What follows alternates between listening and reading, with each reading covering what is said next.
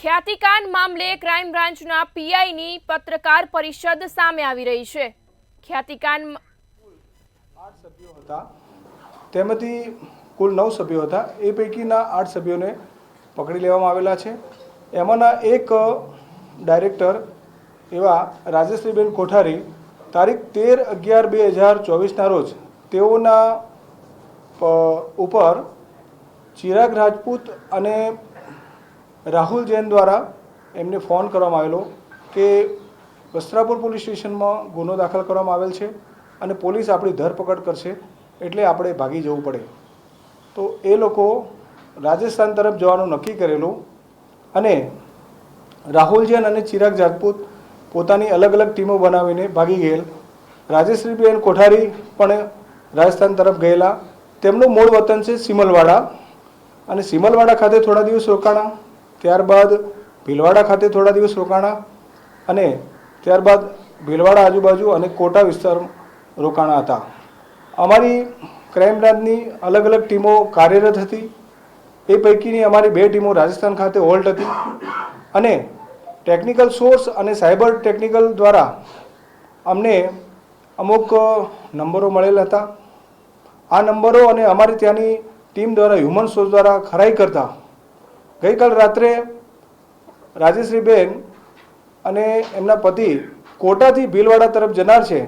આ બાબતનું human source દ્વારા અમારા પીએસઆઈ શ્રી મસાણી સાહેબને મેસેજ મળતા તેઓ એક્ટિવ થઈને તેઓને રાત્રે એમને પકડવામાં સફળતા મળેલ છે। સાહેબ, અત્યાર સુધીમાં તપાસ દરમિયાન જે આરોપીઓ પકડાયા હતા એ આરોપીની પૂછપરછમાં રાજેશ્રીબેનનો રોલ ડાયરેક્ટર તરીકે હતો। આ જે કેસની અંદર કઈ રીતે હવે તપાસ કરવામાં આવશે આગળની તેમના રોલને લઈને અને કઈ રીતની કાર્યવાહી? અગાઉ જે આરોપી પકડવામાં આવેલા છે જેમાં ડૉક્ટર પટોલિયા, ચિરાગ રાજપૂત જે ડિરેક્ટરો છે અને રાહુલ જૈન સીઈઓ તરીકે હતા। તો આ લોકો અને એમના ચેરમેન કાર્તિક પટેલ દ્વારા અવારનવાર હોસ્પિટલ બાબતની મિટિંગો કરવામાં આવેલી હતી અને બહેન એ મિટિંગોમાં હાજર રહેતા હતા। જેઓનો આ હોસ્પિટલની અંદર 3.96% એટલે કે 4% જેટલો હિસ્સો છે। 2021માં કોવિડ પછી આ હોસ્પિટલમાં તેઓ એન્ટર થયા છે અને ડિરેક્ટર તરીકે એમની ફરજ બજાવતા હતા। સાહેબ, અત્યાર સુધીમાં જે આરોગ્ય વિભાગના અધિકારીઓ છે તેમની કોઈ ધરપકડ નથી, તેમનો કોઈ સ્પષ્ટ રોલ સામે આવ્યો છે કે આમ તેમની ધરપકડને લઈને કોઈ કાર્યવાહી કરવામાં આવશે કે? હાલમાં જે આરોપીઓ પકડાયા છે એ તદુપરાંત મેડિકલ એવિડન્સ અને આરોગ્ય વિભાગ બાબતમાં હાલમાં અમે તપાસ કરી રહ્યા છીએ। જો આ બાબતમાં કોઈનો રોલ આવશે તો એમની પણ ધરપકડ કરવામાં આવશે।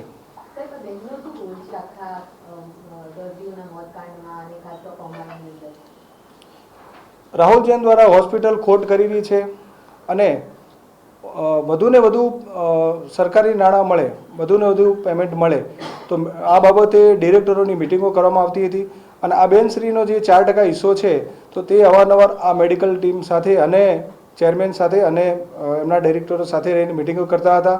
હોસ્પિટલને કઈ રીતે ખોટમાંથી બચાવવી અને હોસ્પિટલને આ ખોટમાંથી બચાવીને હોસ્પિટલ કેવી રીતે વધુ નફો કરે એ દિશામાં આમનો પણ પ્રયાસ રહેતો હતો।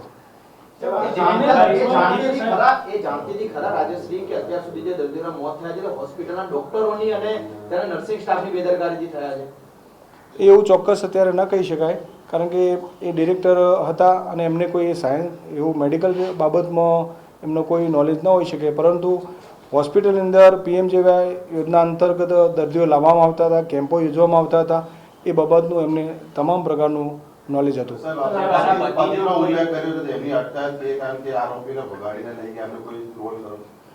આમાં એમના પતિ પ્રદીપ કોઠારીનો જો તપાસના અંતે કોઈ રોલ આવશે તો એમની પણ ધરપકડ કરવામાં આવશે।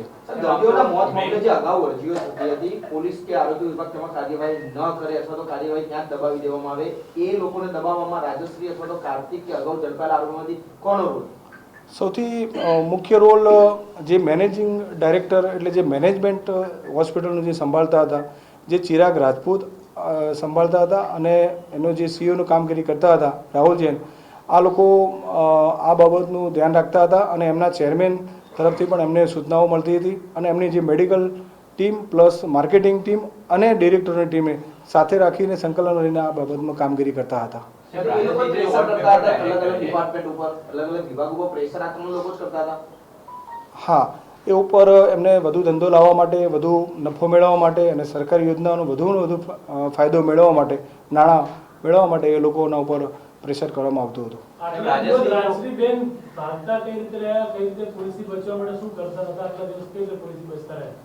રાજેશ્રીબેન 13/11/2024ના રોજ એમના બે ડિરેક્ટર દ્વારા એમની ઉપર ફોન કરવામાં આવેલ કે વસ્ત્રાપુર પોલીસ સ્ટેશન ખાતે ફરિયાદ નોંધવામાં આવેલ છે અને આપણી પોલીસ ધરપકડ કરશે, જેથી આપણે અમદાવાદ છોડી દેવું જોઈએ.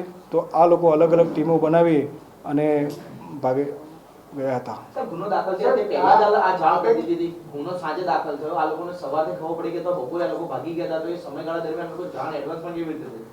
11/11નો બનાવ હતો. મેડિકલ કાઉન્સેલિંગ ટીમ દ્વારા એનું આ બાબતનો તમામ ડેટા લેવામાં આવેલો હતો અને એ બાદ ગુનો દાખલ થયો હતો. તો એમને એ બાબતનો તો સંદેશ હતો કે આપણી હોસ્પિટલ દ્વારા મોત થયેલા છે, તો ગુનો તો દાખલ થશે જ, એવી એમને શંકા ઉપજવી શકે. કાર્યવાહી કરવામાં આવશે કે કેમ? કારણ કે ઓન પેપર ભલે રાજશ્રી છે, તો કરતા હરતા તો તેનો પતિ છે.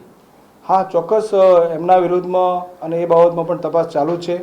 જો એમના વિરુદ્ધમાં જે એવિડન્સ મળશે તો તપાસના અંતે એમને પણ આરોપી તરીકે ગણવામાં આવશે. સર, આ ખ્યાતિ હોસ્પિટલમાં રાજશ્રીબેનની હિસ્સેદારી હતી કે એમના પતિની, પ્રદીપ કોઠારી? સને 2021માં પ્રદીપ કોઠારી આ હોસ્પિટલના ડિરેક્ટર પદેથી રાજીનામું આપ્યું અને એમના પત્નીને ઇન્વોલ્વ કરવામાં આવ્યા હતા. હાલમાં આ હોસ્પિટલના ડિરેક્ટર તરીકે એમના પત્ની છે. કેમ રાજીનામું આપ્યું, શું કારણ? એ અત્યારે તપાસનો વિષય છે અને એ બાબતમાં પૂછપરછ ચાલુ છે. કે જે સર તમારી જે આ પ્રેસ નોટ છે એમાં લખ્યું છે કે પ્રદીપ કોઠારીનો 3.61% હિસ્સો હતો. હા, એ એમને જ્યારે એશિયન બેરેટિક હોસ્પિટલને ખ્યાતિ હોસ્પિટલમાં જ્યારે કન્વર્ટ કરવામાં આવેલી ત્યારે કાર્તિક પટેલ, ચિરાગ